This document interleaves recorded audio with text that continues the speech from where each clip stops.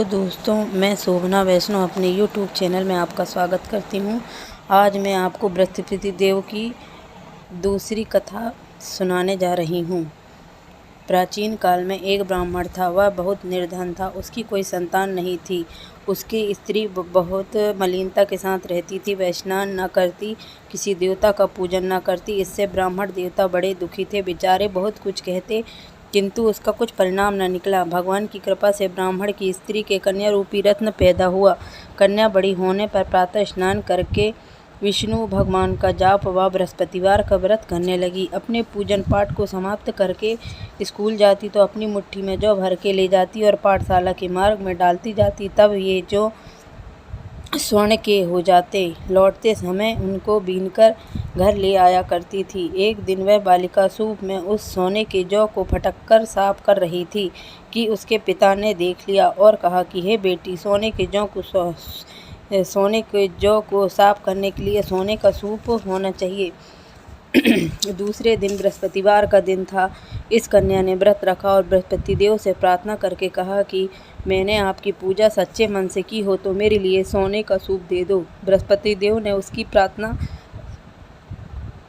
स्वीकार कर ली और रोजाना की तरह वह कन्या जौ फैलाती हुई जाने लगी। जब लौटकर जौ बीन रही थी तो बृहस्पति देव की कृपा से उसे सोने का सूप मिला। उसे वह घर ले आई और उसमें जौ साफ करने लगी, परंतु उसकी माँ का वही ढंग रहा। एक दिन की बात है कि वह कन्या सोने के सूप में जौ साफ कर रही थी कि उस समय उस शहर का राजपुत्र वहाँ से होकर निकला। इस कन्या के रूप और कार्य को देखकर वह मोहित हो गया तथा अपने घर आकर भोजन तथा जल त्याग कर उदास होकर लेट गया। राजा को जब इस बात का पता लगा तो अपने प्रधानमंत्री के साथ उसके पास गए और बोले, हे बेटा, तुम्हें किस बात का कष्ट है? किसी ने तुम्हारा अपमान किया है अथवा और कोई कारण हो सो कहो, मैं वही करूँगा जिससे तुम्हें प्रसन्नता हो। अपने पिता की राजकुमार ने बातें सुनी तो वह बोला, मुझे आपकी कृपा से किसी बात का कोई दुख नहीं है। किसी ने मेरा अपमान नहीं किया, परंतु मैं उस लड़की के साथ विवाह करना चाहता हूँ जो सोने के सूप में जो साफ कर रही थी। यह सुनकर राजा आश्चर्य में पड़ गया और बोला कि हे बेटा, इस तरह की कन्या का पता तुम ही लगाओ, मैं उसके साथ तेरा विवाह अवश्य करवा दूंगा। राजकुमार ने उस लड़की के घर का पता बतलाया। तब मंत्री उस लड़की के घर गए और ब्राह्मण देवता को सभी हाल बतलाया। ब्राह्मण देवता राजकुमार के साथ अपनी कन्या का विवाह करने के लिए तैयार हो गए तथा विधि विधान के अनुसार ब्राह्मण की कन्या का विवाह राजकुमार के साथ हो गया। कन्या के घर से जाते ही पहले की भांति उस ब्राह्मण देवता के घर में गरीबी का निवास हो गया। अब भोजन के लिए भी अन्न बड़ी मुश्किल से मिलता था। एक दिन दुखी होकर ब्राह्मण देवता अपनी पुत्री के पास गए। बेटी ने पिता की दुखी अवस्था को देखा और अपनी माँ का हाल पूछा। तब ब्राह्मण ने सभी हाल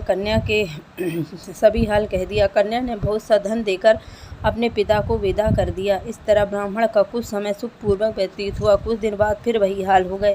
ब्राह्मण फिर अपनी कन्या के यहाँ गया और सारा हाल कहा तो लड़की बोली, हे पिताजी, आप माताजी को यहाँ लेवा लाऊं, मैं उसे विधि बता दूंगी जिससे गरीबी दूर हो जाए। वह ब्राह्मण देवता अपनी स्त्री को साथ लेकर पहुँचे तो अपनी माँ को समझाने लगी कि हे माँ, तुम प्रातःकाल प्रथम स्नान आदि करके विष्णु भगवान का पूजन करो तो सब दरिद्रता दूर हो जाएगी। परंतु उसकी माँ ने एक भी बात नहीं मानी और प्रातःकाल उठकर अपनी पुत्री के बच्चों की जूठन को खा लिया करती थी।